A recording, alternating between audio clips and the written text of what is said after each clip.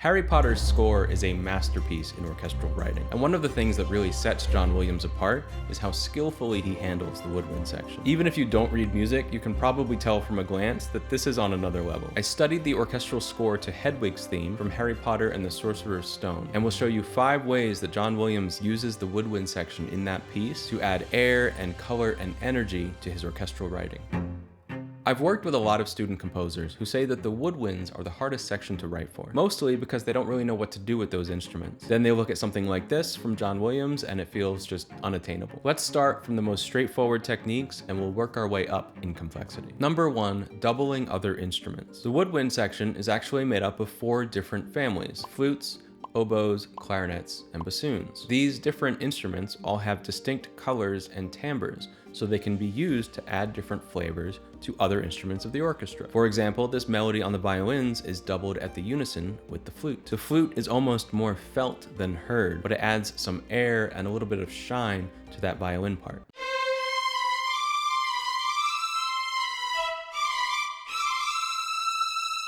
Here, the English horn is in unison with 4 French horns. The greater number of French horns obviously dominates the sound, but the English horn has a nasal and biting quality that adds a little bit of extra grit. It's this attention to the fine-tuning of timbre that sets great music apart.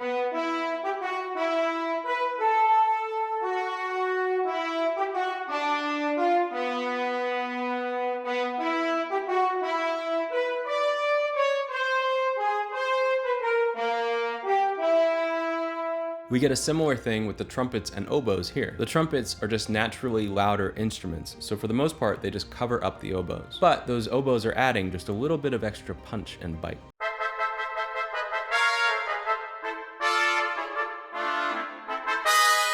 Method number 2, enhancing other instruments. In all of those previous examples, the woodwind was playing the exact same pitch as the instrument it was supporting, but they can also play in other octaves or with slightly different lines. Here, the oboes are being used an octave above the French horns, but only every other bar. If you look at the French horn part, you can see there's an accent written there. So Williams's intention is that that second part of the phrase is louder and more pronounced. By saving those oboes only for the second part, he's deliberately using his orchestration to support what he wants to express.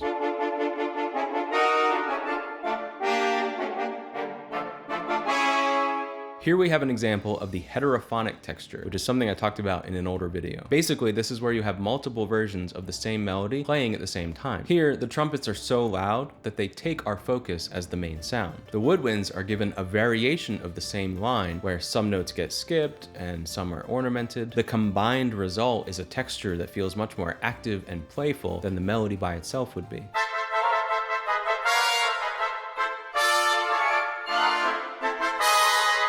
Method 3, working as a group. The woodwinds can also, of course, function as their own independent unit. In this part, the woodwinds are the only instruments playing, handling the melody, rhythm, and chords on their own in a chordal texture. Of course, you don't have to make all your other instruments stop playing, but the fact that John Williams does do that here really helps to bring out the unique color of the wind section and sets up a nice contrast compared to the other parts of the piece.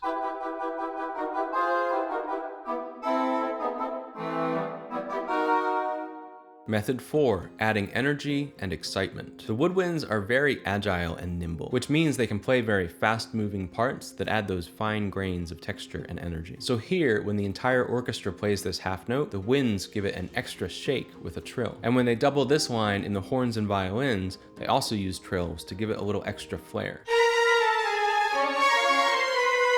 By putting the trills only in the winds, he's able to add vibration without making it a foreground feature of the sound. Runs are also something that woodwinds are famous for, but if you haven't written them before, you might wonder how you possibly know if you should use septuplets or quintuplets or whatever else. The musical math is actually pretty simple. In this run, he wants to hit the high G as his target. Musicians practice scales their entire lives, so to make this easy to play, he just makes it a G minor scale. And that just happens to have 7 notes before it hits the G again on the beat. The same thing is going on here, where he starts a 5th plus an octave below the target note. He's not thinking, how can I fit 10 notes into this space? He's thinking, I want to have a nice long run up into that note. What's an easy note to start on? The 5th below. How many notes does that take? 10. Method 5, creating background textures. It turns out that those complex background textures also follow a similar idea. These clarinets behind the trumpet and violin melody are playing arpeggios. Arpeggios are a lot like scales, something musicians spend their entire lives playing and are almost effortless to play when presented in a pretty straightforward way. So this background part with these tiny little notes and these 10 and 11 tuplets, whatever you even call those, is almost entirely arpeggios with a few scalar steps on the downbeats. It looks really busy and complex, but it's actually a pretty straightforward way to get a shimmering and moving background part, because it's mostly just arpeggios. And then the only reason it's spaced out like this is to give the real human players a chance to breathe.